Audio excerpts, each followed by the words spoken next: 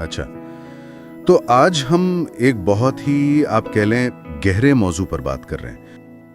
نورون علی نور، نورون علی نور، یعنی اسماعیلی امامت میں یہ جانشینی کا جو معاملہ ہے یہ کیسے طے پاتا ہے؟ ہمارے پاس کچھ حوالے ہیں، جیسے ولی فریشور کی کتاب ہے دی آغا خانز، اور کچھ اسماعیلی فکری ورثے سے متعلق مواد بھی ہے۔ تو کوشش یہ ہوگی کہ سارے عمل کو، اس کی تاریخ اور مذہبی پس منظر کو سمجھا جائے۔ شروع کرتے ہیں اس لمحے سے جب آغا خان سوئم سر سلطان محمد شاہ کا انتقال ہوا۔ فریشور لکھتے ہیں کہ 11 جولائی کی صبح تھی، طبیعت کچھ ٹھیک نہیں تھی ان کی، دل کی دھڑکن بھی کمزور ہو رہی تھی۔ خاندان کے لوگ سب وہیں تھے، اور پھر دوپہر میں کوئی 1:15 کے قریب وہ بہت سکون سے انتقال کر گئے۔ تو یہ ایک طرح سے ایک عہد کا خاتمہ تھا، لیکن اسی وقت ایک نئے دور کا آغاز بھی۔ مطلب ایک امام کو الوداع کہنے کا غم، اور ساتھ ہی نئے امام کے استقبال کی وہ کیفیت، یہ سب ایک ساتھ چل رہا تھا، ہے نا؟ بالکل، یہ لمحہ جو ہے نا بے وقت بڑا جذباتی بھی ہے اور بڑا عملی بھی۔ ایک طرف تو وہ گہرا ذاتی اور اجتماعی نقصان ہے، امام کی جدائی کا غم اپنی جگہ، لیکن دوسری طرف امامت کا جو ادارہ ہے وہ فوراً متحرک ہو جاتا ہے۔ یعنی ظاہری طور پر چہرہ بدلتا ہے، ایک فرد کی جگہ دوسرا فرد، لیکن باطنی طور پر امامت کا تسلسل وہ قائم رہتا ہے۔ تو یہ تبدیلی جو اتنی واضح بھی ہے اور اتنی گہری بھی، یہ اکثر لوگوں کے ذہن میں سوال پیدا کرتی ہے کہ بھائی اگلا امام کیسے منتخب ہوتا ہے؟ اچھا، تو پھر یہ جانشینی ہوتی کیسے ہے؟ کیا اصول ہے اس کے پیچھے؟ جی، بنیادی طور پر 2 ستون ہیں، اس کے 2 بنیادیں ہیں جن پر یہ سارا عمل کھڑا ہے۔ پہلا ہے نسب، یعنی امام کا تعلق پچھلے اماموں کے خاندان سے ہونا لازم ہے، اور یہ سلسلہ حضرت علی رضی اللہ تعالی عنہ اور حضرت بی بی فاطمہ رضی اللہ تعالی عنہ کے ذریعے وہ پیغمبر اسلام تک جا ملتا ہے۔ تو یہ خاندانی تعلق، یہ تو ایک شرط ہے۔ اور دوسرا جو شاید آپ کہیں زیادہ اہم ستون ہے وہ ہے نس۔ نس کا مطلب ہے کہ پچھلے امام یعنی جو حاضر امام ہے وہ اپنے جانشین کو واضح طور پر صریحاً نامزد کرتے ہیں، مقرر کرتے ہیں۔ تو یہ صرف خاندانی بنیاد پر نہیں ہے، بلکہ یہ ایک طرح کا آپ کہیں روحانی انتخاب ہے جو حاضر امام خود کرتے ہیں۔ اچھا، یعنی نسب تو سمجھ آتا ہے، خاندان سے تعلق، لیکن یہ نس جو ہے یہ زیادہ ذاتی اور روحانی قسم کا انتخاب لگتا ہے امام کا۔ اور میرے خیال میں خود آغا خان سوئم نے بھی اسی اختیار کی بات کی تھی، ہے نا؟ جی بالکل بالکل، امام سلطان محمد شاہ آغا خان سوئم کا ایک قول ملتا ہے۔ وہ کہتے ہیں کہ میرے جد امجد حضرت علی رضی اللہ تعالیٰ کے زمانے سے، یعنی 1300 سال سے بھی زیادہ عرصے سے ہمارے خاندان کی یہ روایت رہی ہے کہ ہر امام اپنے مکمل اور غیر محدود اختیار سے اپنے جانشین کا انتخاب اپنی اولاد میں سے کرتا ہے، چاہے وہ بیٹے ہوں یا پھر دور کے مرد رشتہ دار۔ تو یہ بات نس کے ذریعے تقرری کا جو اختیار ہے اس پر بہت زور دیتی ہے۔ اور اگر آپ تاریخ میں دیکھیں نا تو یہی نس کا معاملہ کئی بار بڑے اہم موڑ لایا ہے۔ اسماعیلی جو شیعہ اسلام کی ہی ایک شاخ ہے، وہ امام جعفر صادق کے بعد ان کے بیٹے اسماعیل کو امام مانتے ہیں، جنہیں امام صادق نے نس سے مقرر کیا تھا۔ پھر بعد میں امام مستنصر باللہ کے زمانے میں جانشینی پر ہی اختلاف ہوا، اور وہ نزاری یعنی امام نزار کے پیروکار اور مستلوی جو امام مستلی کے پیروکار تھے وہ شاخیں بن گئیں۔ تو آج کل جب ہم اسماعیلی کہتے ہیں نا تو عموماً نزاری ہی مراد ہوتے ہیں۔ تو یہ جانشینی کا اصول جو ہے یہ ہمیشہ سے مرکزی حیثیت رکھتا آیا ہے۔ یہ بات تو سمجھ میں آتی ہے، لیکن ایک سوال جو اکثر لوگ پوچھتے ہیں، خاص طور پر آج کل کے دور میں جب جمہوریت وغیرہ کی بات ہوتی ہے، تو یہ کہ امامت کا ایک ہی خاندان میں نسل در نسل چلنا، کیا یہ موروثی بادشاہت جیسا نہیں لگتا؟ جی، یہ سوال بہت عام ہے، لیکن یہاں فرق سمجھنا بہت ضروری ہے۔ اسماعیلی نقطہ نظر سے امامت کوئی سیاسی عہدہ نہیں ہے یا دنیاوی حکمرانی نہیں ہے۔ یہ بنیادی طور پر ایک اسلامی ادارہ ہے، ایک روحانی اور مذہبی ادارہ، جس کا مقصد ہے قرآن پاک کی تعلیمات کی روشنی میں رہنمائی دینا، اور جو پیغمبر اسلام صلی اللہ علیہ وسلم کی روحانی اور اخلاقی اتھارٹی ہے اس کا تسلسل قائم رکھنا۔ تو یہ بادشاہت سے بہت مختلف تصور ہے۔ اور دیکھیں یہ جو خاندان میں روحانی وراثت کا تصور ہے نا، یہ صرف اسماعیلی روایت میں نہیں ہے، خود قرآن پاک میں اس کی کتنی مثالیں موجود ہیں۔ کئی انبیاء کرام کے قصے ہیں جہاں جانشینی خاندان میں ہوئی، مثلاً حضرت ابراہیم کے بعد ان کے بیٹے اسماعیل اور اسحاق، پھر حضرت یعقوب، حضرت یوسف، حضرت موسیٰ کے ساتھ ان کے بھائی حضرت ہارون کو مددگار بنایا گیا، حضرت داؤد کے بعد ان کے بیٹے حضرت سلیمان جانشین ہوئے، حضرت زکریا نے دعا کی تھی بیٹے حضرت یحییٰ کے لیے۔ ایک اسکالر ہیں SM جعفری، انہوں نے نشاندہی کی ہے کہ قرآن میں 100 سے بھی زیادہ آیات ہیں جو انبیاء کے خاندانوں کے خاص روحانی مقام کا ذکر کرتی ہیں۔ نس یعنی حاضر امام کا وہ روحانی انتخاب، یہ وہ دو بنیادیں ہیں جن پر اسماعیلی امامت کی جانشینی کا یہ سلسلہ قائم ہے، اور ان کی جڑیں تاریخ میں بھی ہیں اور قرآن میں بھی۔ تو یہ بظاہر ایک تبدیلی نظر آتی ہے، لیکن در حقیقت ایک گہرے تسلسل کا نام ہے۔ بالکل، یہ قرآن میں آپ دیکھیں بار بار آتا ہے، انبیاء اپنی نسلوں کے لیے دعا کرتے ہیں، اللہ سے ہدایت مانگتے ہیں اس تسلسل کے لیے۔ صحیح۔ اور قرآن خود کہتا ہے کہ ہاں ان کی اولاد کو ایک خاص فضیلت دی گئی، ایک منتخب حیثیت، تاکہ وہ اپنے آباء و اجداد کا مشن آگے بڑھائیں۔ اچھا، تو یہ جو خاص فضیلت ہے، کیا اس کے لیے قرآن میں کچھ مخصوص الفاظ بھی ہیں، کوئی خاص اصطلاحات؟ جی ہاں ہیں، بالکل 4 الفاظ بہت نمایاں ہیں۔ ایک تو ذریت یعنی اولاد، پھر آل یعنی خاندان یا نسل، اہل یعنی گھر والے، اور قربا قریبی رشتہ دار۔ قربا، جی، اور آپ دیکھیں 100 سے زیادہ آیات ہیں قرآن میں جو ان خاندانوں پر اللہ کے اس خاص فضل کا ذکر کرتی ہیں۔ تو یہ کوئی ایسی عام سی بات نہیں، یہ ایک واضح قرآنی تصور ہے۔ اچھا، اور اس سارے پس منظر میں حضرت ابراہیم علیہ السلام، ان کا کیا مقام ہے؟ وہ تو ہم جانتے ہیں یہودیت، عیسائیت، اسلام سب کے لیے مرکزی حیثیت رکھتے ہیں۔ یقیناً انہیں توحید کا باپ کہا جاتا ہے۔ قرآن مجید نے خاص طور پر حضرت ابراہیم اور ان کی نسل کو، آل ابراہیم کو، ایک بہت اونچا مقام دیا ہے۔ جب وہ اللہ کی آزمائشوں میں پورے اترے نا، تو اللہ نے فرمایا کہ میں تمہیں لوگوں کا امام بناتا ہوں، پیشوا۔ امام یعنی لیڈر؟ جی، پیشوا۔ تو فوراً حضرت ابراہیم نے دعا کی کہ یا اللہ یہ امامت میری اولاد میں بھی رہے۔ یہ سورۃ البقرہ آیت 124 میں ہے۔ جی، تو اللہ تعالیٰ نے کیا جواب دیا اس دعا پر؟ اللہ نے قبول فرمائی دعا، مگر ساتھ ایک شرط رکھی۔ فرمایا میرا یہ عہد ظالموں تک نہیں پہنچے گا۔ اچھا، یعنی امامت ملے گی مگر صرف صالح اور عادل اولاد کو۔ اب دیکھیں، شیعہ نقطہ نظر سے یہ آیت امامت کے لیے 2 بہت بنیادی اصول قائم کرتی ہیں۔ وہ کیا ہیں؟ کہ امام عوام نہیں چنتے، امام اللہ کے حکم سے مقرر ہوتا ہے، جیسے رسول مقرر ہوتے ہیں۔ صحیح، الہی تقرر۔ بالکل۔ اور دوسرا یہ کہ تمام امام لازمن حضرت ابراہیم ہی کی نسل سے ہوں گے۔ تو یہ بڑا واضح کر دیا گیا۔ اچھا، یہ بات بھی تو اہم ہے نا کہ ہماری روایات میں پیغمبر اسلام صلی اللہ علیہ وآلہ وسلم اور حضرت علی علیہ السلام، جنہیں شیعہ پہلا امام مانتے ہیں، جی، یہ دونوں ہی حضرت ابراہیم کے بیٹے حضرت اسماعیل کی نسل سے ہیں۔ بالکل درست فرمایا آپ نے۔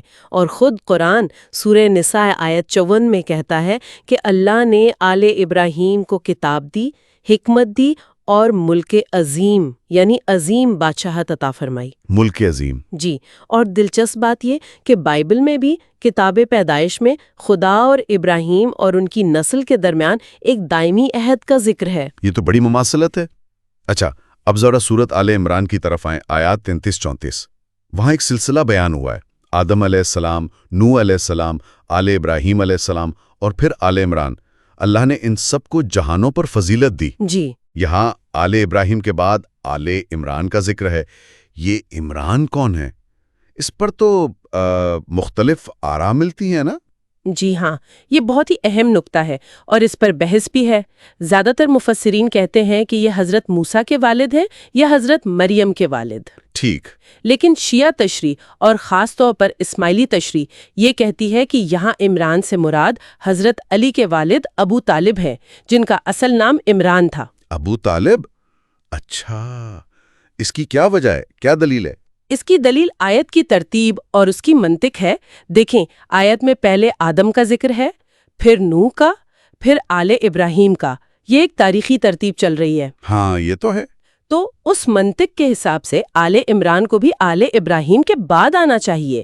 اب چونکہ پیغمبر اسلام جو خود آل ابراہیم سے ہیں، وہ تو حضرت موسیٰ علیہ السلام اور حضرت مریم دونوں کے بعد آئے ہیں۔ صحیح۔ تو پھر اس آیت والے عمران حضرت موسیٰ یا حضرت مریم کے والد کیسے ہو سکتے ہیں؟ وہ تو پہلے گزر گئے۔ بات تو منطقی لگتی ہے۔ تو اس ترتیب کو سامنے رکھیں تو شیعہ نقطہ نظر سے صرف ایک ہی تشریح بنتی ہے کہ یہ عمران ابو طالب ہیں اور آل عمران پھر ان کی نسل ہوئی جو حضرت علی سے شروع ہوتی ہے اور امامت کی شکل میں آگے بڑھتی ہے۔ اچھا، تو یہ ترتیب والی دلیل کافی وزنی ہے اس تشریح کے لیے۔ ایک اور بات یہ بھی تو قابل غور ہے کہ امامت تو مردوں میں چلتی ہے، لیکن شیعہ اماموں کا نسب حضور اکرم صلی اللہ علیہ وسلم سے ان کی بیٹی حضرت فاطمہ کے ذریعے ملتا ہے۔ جی بالکل، اور یہ انتہائی اہم ہے۔ اسی لیے تو جب اسماعیلی اماموں نے مصر میں اپنی خلافت قائم کی 10ویں صدی میں، تو نام کیا رکھا؟ فاطمی خلافت۔ فاطمی خلافت، صحیح۔ اسلامی تاریخ کی واحد بڑی سلطنت جو ایک خاتون کے نام پر تھی۔ تو آپ دیکھیں امامت کے سلسلے میں مرکزی شخصیات کون ہیں؟ خود پیغمبر اسلام صلی اللہ علیہ وسلم، پھر حضرت فاطمہ رضی اللہ تعالی عنہا، پھر امام علی علیہ السلام جو اماموں کے جد امجد ہیں، اور پھر امام حسین علیہ السلام جن کی نسل میں امامت آگے چلی۔ تو اسی لیے اسماعیلی امام وہ علوی بھی ہیں، حسینی بھی ہیں اور فاطمی بھی ہیں، اور ان سب نسبتوں سے وہ محمدی ہیں۔ زبردست۔ نسب یعنی حضرت علی کی اولاد سے ہونا وہ تو ضروری ہے یقیناً، مگر کہانی وہاں ختم نہیں ہوتی۔ اس کے ساتھ ساتھ نس کا ہونا لازمی ہے، یعنی پچھلے امام کی طرف سے واضح طور پر اگلے امام کا تعین کیا جانا۔ اور یہ نس یہ کوئی صرف انتظامی فیصلہ نہیں ہے، مطلب ذرائع اسے آپ کہہ رہی ہیں ایک الہی اشارہ یا خدائی مرضی کا اظہار قرار دیتے ہیں؟ یہ صرف اس امام کی شناخت کو ظاہر کرتا ہے جو پہلے سے منتخب ہے۔ کیا یہ ٹھیک سمجھا میں نے؟ بالکل صحیح سمجھا آپ نے۔ یہ کمیونٹی کے لیے شناخت کا ایک ذریعہ بنتا ہے، اور اس تصور کی جڑیں وہ تو پیغمبر اسلام صلی اللہ علیہ وآلہ وسلم کے زمانے تک جاتی ہیں۔ خاص طور پر غدیرہ خم کا واقعہ یاد آتا ہے، جہاں انہوں نے حضرت علی کو اپنا جانشین مقرر کیا۔ آپ صلی اللہ علیہ وآلہ وسلم کے وہ مشہور اقوال، میں تمہارے درمیان 2 گرا قدر چیزیں چھوڑے جا رہا ہوں، کتاب اللہ اور میری اطرت یعنی اہل بیت۔ جی، اور دوسرا قول، جس کا میں مولا ہوں اس کا یہ علی مولا ہے، یہ اسی تسلسل کی بنیاد ہے۔ اور ذرائع کے مطابق یہ سلسلہ پھر ہر امام سے اگلے امام تک نامزدگی کے ذریعے چلتا آ رہا ہے اور قیامت تک جاری رہنے والا ہے۔ جی، یہ تو امامت کا ظاہری آپ کہہ لیں رسمی پہلو ہوا، لیکن جہاں ذرائع اصل میں زیادہ گہرائی میں جاتے ہیں وہ ہیں امامت کے باطنی یعنی پوشیدہ پہلو۔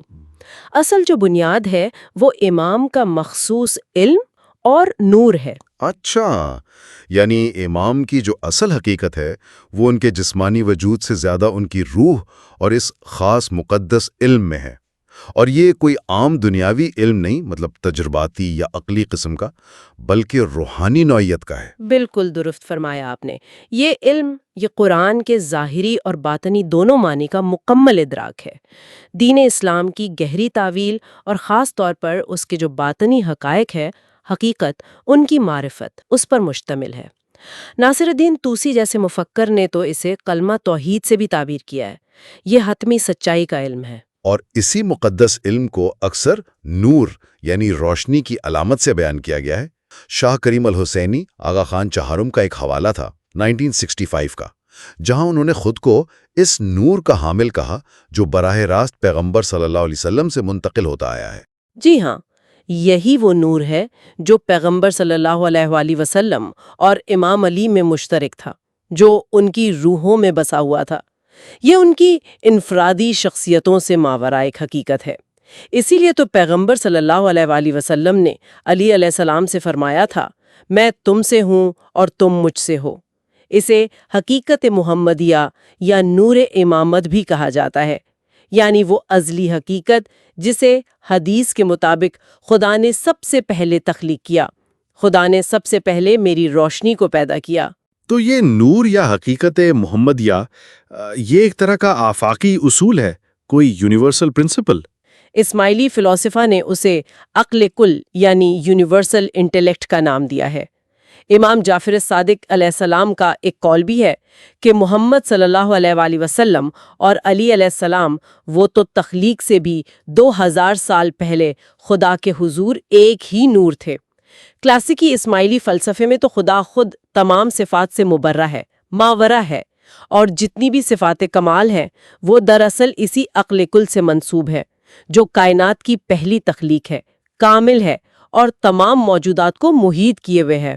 بالکل، اور ان سورسز میں جو ایک بنیادی خیال بار بار آتا ہے وہ یہ ہے کہ امام اصل میں اس عالمگیر عقل یا نور امامت کا مظہر ہیں، ایک قسم کا آئینہ سمجھ لیں۔ ہاں، آئینہ۔ ہاں، آئینہ جو اس روشنی کو ریفلیکٹ کرتا ہے، لیکن اہم بات یہ ہے کہ وہ نور خود امام کی ذات میں مطلب ان کے جسم میں حلول نہیں کرتا یا اس تک محدود نہیں ہو جاتا۔ اچھا، یعنی امام اس نور کو ظاہر تو کرتے ہیں لیکن وہ نور امام کی شخصیت سے بڑا ہے، اس میں بند نہیں۔ یہ نقطہ واقعی اہم ہے۔ تو پہلی بات جو سورسز واضح کرتے ہیں وہ مظہر ہونے کا کانسیپٹ ہے۔ اس میں امام، نور اور خدا، ان کے درمیان فرق کو کیسے سمجھا گیا ہے؟ جی، یہ فرق بالکل واضح رکھا گیا ہے، اور اسی سے جڑتی ہے بات جانشینے کی۔ یہ کوئی جیسے کہتے ہیں ری انکارنیشن یا پنرجنم ویسا کانسیپٹ نہیں ہے، بالکل نہیں، بلکہ ایک ہی نور ہے جو بس الگ الگ آئینوں میں یعنی الگ الگ اماموں میں جھلکتا ہے، ایک کے بعد ایک۔ تو ہر امام کی اپنی الگ شخصیت بھی ہوتی ہے؟ ہاں بالکل، ہر امام کی اپنی انفرادی شخصیت ہے، لیکن وہ اپنے سے پہلے جتنے امام گزرے ہیں ان کی خوبیات کا بھی ایک طرح سے مجموعہ ہوتے ہیں۔ وہ جو اوٹوا میں اسماعیلی امامت کے ڈیلیگیشن کی بلڈنگ ہے، اس کی مثال شاید اس کو واضح کرتی ہے نا؟ وہ 49 بڑے سکوائرز جو 49 اماموں کی نشاندہی کرتے ہیں، اور پھر ہر بڑے سکوائر کے اندر مزید 49 چھوٹے سکوائرز۔ جی ہاں، اس کی تشریح یہی کی جاتی ہے کہ ہر امام گویا کے تمام 49 اماموں کی خصوصیات کا عکاس ہے۔ یہ اس تسلسل کو، اس وحدت کو ظاہر کرتا ہے جو الگ الگ اماموں کے ذریعے جاری رہتی ہے۔ ایک سوال پھر یہاں آتا ہے، اگر یہ نور امام کی ذات کا حصہ نہیں تو یہ ایک امام سے دوسرے امام تک پہنچتا کیسے ہے؟ کیا یہ انتقال کے وقت ٹرانسفر ہوتا ہے؟ یہ ایک عام غلط فہمی ہے۔ سورسز کے مطابق ایسا نہیں ہے کہ نور انتقال کے وقت منتقل ہوتا ہے۔ اچھا، نہیں، بلکہ ہر امام پیدائش سے ہی وہ اس نور کے حامل ہوتے ہیں۔ صرف جو امامت کے فرائض ہیں، جو اختیارات ہیں، اتھارٹی، وہ ایک امام کے وصال کے بعد ان کے جانشین کو سونپے جاتے ہیں، نور نہیں۔ یہ بات امام حسن علیہ ذکرہ السلام کے قول سے بھی ملتی ہے کہ امام نطفہ کی شکل میں بھی کامل ہوتا ہے۔ ہاں، اگر ایسا ہے تو کیا اس کا مطلب یہ ہوا کہ ایک ہی وقت میں ایک سے زیادہ لوگ اس نور کے حامل ہو سکتے ہیں؟ سورسز اس امکان کو اس کو رد نہیں کرتے، لیکن وہ یہ واضح کرتے ہیں کہ ہر دور میں صرف ایک ہی ناطق امام ہوتا ہے، یعنی بولنے والا یا ایکٹیو امام۔ جی، باقی اگر کوئی اور اس نور کے حامل ہوں بھی تو وہ صامت رہتے ہیں، یعنی خاموش۔ ہاں، اس کی مثال فاطمی دور میں ملتی ہے، جب امام المہدی تھے، پھر ان کے بیٹے القائم، پوتے المنصور اور پر پوتے المعز، یہ 4 نسلیں ایک ہی وقت میں موجود تھیں۔ 4 نسلیں؟ جی، مگر فعال امام، ناطق امام صرف امام المہدی تھے اس وقت۔ 4 نسلیں موجود ہیں لیکن اختیار صرف ایک کے پاس۔ اچھا، سورسز موجودہ امام اور جو مستقبل کے امام ہوں گے ان کے درمیان بھی کسی خاص قربت یا تعلق کا ذکر کرتے ہیں؟ بالکل، اور یہ صرف کوئی روحانی قربت نہیں ہوتی بلکہ عملی طور پر بھی۔ موجودہ امام اکثر اپنے جانشین کی مستقبل کے امام کی تربیت کرتے ہیں، انہیں تیار کرتے ہیں جیسے قاضی نعمان نے بیان کیا ہے کہ امام مہدی اپنے پوتے امام المنصور کو بچپن سے ہی امامت کے لیے تیار کر رہے تھے، ان سے خاص ملاقاتیں کرتے تھے، راز و نیاز کرتے تھے۔ امامت کو تاریخ سے ماورا ادارہ کیوں سمجھا جاتا ہے؟ دیکھیں، بنیادی بات یہ ہے کہ اسماعیلی عقیدے کے مطابق ہر زمانے میں، ہر دور میں ایک حاضر امام موجود ہوتا ہے، امام وقت۔ جی، امام وقت. امامت کا یہ جو تسلسل ہے نا، جی. یہی چیز اسے تاریخ کے عام اتار چڑھاؤ سے بلند کر دیتی ہے. تو اس کا مطلب یہ ہوا کہ اگر کوئی موجودہ امام سے وابستہ ہے بالکل. تو وہ دراصل ماضی کے تمام اماموں اور ان کی جماعتوں سے بھی جڑ جاتا ہے. جی ہاں، روحانی طور پر یہ تعلق قائم ہو جاتا ہے. ایک ذریعہ شاید عزیز اسماعیل کا حوالہ ہے. وہ یہ کہتا ہے کہ امام ماضی کو اپنے وجود میں سمو لیتے ہیں. اوہ، یعنی ایک طرح سے مجسم تاریخ بن جاتے ہیں. آپ کہہ سکتے ہیں. اس طرح تاریخ صرف گزری میں کہانیاں نہیں رہتی، بلکہ ایک زندہ حقیقت بن جاتی ہے جسے عقل اور روح دونوں سطحوں پر محسوس کیا جا سکے. بالکل. یہ تاریخ کو پڑھنے کے روایتی طریقے سے کافی مختلف ہے. یہ امام کو صرف ایک تاریخی شخصیت نہیں رہنے دیتا، بلکہ ایک زندہ روایت کا محور بنا دیتا ہے. صحیح. اور یہی تصور ہمیں اگلے اہم نقطے کی طرف لاتا ہے وہ کیا ہے؟ کہ امام بے وقت فنا اور بقا دونوں کا مظہر ہے. فنا اور بقا، یہ تو متضاد باتیں لگتی ہیں. ایک فرد تو فانی ہوتا ہے. ہاں، یہ بظاہر وضاحت لگتا ہے. دیکھیں، بطور انسان ہر امام کا ایک جسمانی وجود ہے جو عارضی ہے، یعنی فانی. ٹھیک. لیکن امامت کا منصب، وہ ذمہ داری، وہ نور جو ہر امام میں جلوہ گر ہوتا ہے، وہ دائمی ہے، وہ بقا ہے. اچھا. اس نظریے کے مطابق یہ ادارہ انسانیت کے آغاز سے ہے اور قیامت تک رہے گا. تو امام صرف ماضی اور مستقبل کے درمیان ایک تاریخی پل نہیں ہے؟ نہیں، اس سے کہیں زیادہ ہیں. تاریخی تسلسل تو ہے ہی، لیکن روحانی کردار زیادہ گہرا ہے. وہ کیسے؟ وہ اپنے پیروکاروں یعنی مریدوں کو مادیت کی جو محدود دنیا ہے اس سے الواحیت کی لامحدود حقیقت کی طرف رہنمائی دیتے ہیں. گویا نسبتی اور مطلق کے درمیان ایک وسیلہ. بالکل. عارضی دنیا اور دائمی حقیقت کے بیچ میں ایک پل، ایک ثالث. اور یہیں سے پھر وہ نور یعنی روشنی کا تصور آتا ہے. ٹھیک کہا میں نے؟ آپ نے بالکل ٹھیک پکڑا. ذرائع میں یہ بات واضح ہے کہ مذہب کا ایک بنیادی مقصد ہی یہی ہے کہ انسان کے فانی وجود کو لامحدود دائمی حقیقت سے جوڑنا. جی. اور شیعہ روایت میں اور خاص طور پر اسماعیلی فکر میں امام کو اسی الہی نور کا حامل مانا جاتا ہے. وہ اپنی ذات میں فنا اور بقا دونوں کو جمع کرتے ہیں. جی ہاں، انسانی اور الہی پہلوؤں کا امتزاج. وہ مرید کی رہنمائی کرتے ہیں تاکہ وہ اپنی عارضی حالت سے بلند ہو کر اپنی روح کو اس مطلق حقیقت کے لازوال نور سے جوڑ سکے. قرآن کی آیت النور، سورۃ النور کی آیت 35، اس کا ذکر بھی ہے ان ذرائع میں. اللہ آسمانوں اور زمین کا نور ہے. جی، اس کی تعویل یعنی باطنی تشریح بہت اہم ہے. اسماعیلی تعویل میں اس کا کیا مطلب لیا جاتا ہے؟ مثال کے طور پر آیت میں ایک طاق یا آلہ نیچے کا ذکر ہے. اسے امام کے جسمانی وجود کی علامت سمجھا جاتا ہے. اور چراغ اور شیشہ؟ چراغ اور اس کا شیشہ یہ امام کی پاکیزہ روح کی نمائندگی کرتے ہیں. اور وہ مبارک درخت زیتون کا جس کے بارے میں کہا گیا کہ نہ مشرق کا ہے نہ مغرب کا، یہ مبارک درخت امام کے پاکیزہ نسب کی طرف اشارہ ہے. ایک ایسا سلسلہ جو صرف جسمانی نہیں، روحانی بھی ہے. اچھا. جو پچھلے اماموں سے ہوتا ہوا پیغمبر اسلام صلی اللہ علیہ وآلہ وسلم تک اور ان سے بھی پہلے حضرت ابراہیم اور حضرت آدم تک پہنچتا ہے. یہ وہ شجرہ ہے جس سے بہت سے انبیاء اور اولیاء وابستہ رہے ہیں. اور اس چراغ کے اندر جو روشنی ہے، زیت یعنی تیل، وہ تیل جو خود بخود روشن ہونے کے قریب ہے، وہ امام کی روحانی استعداد ہے.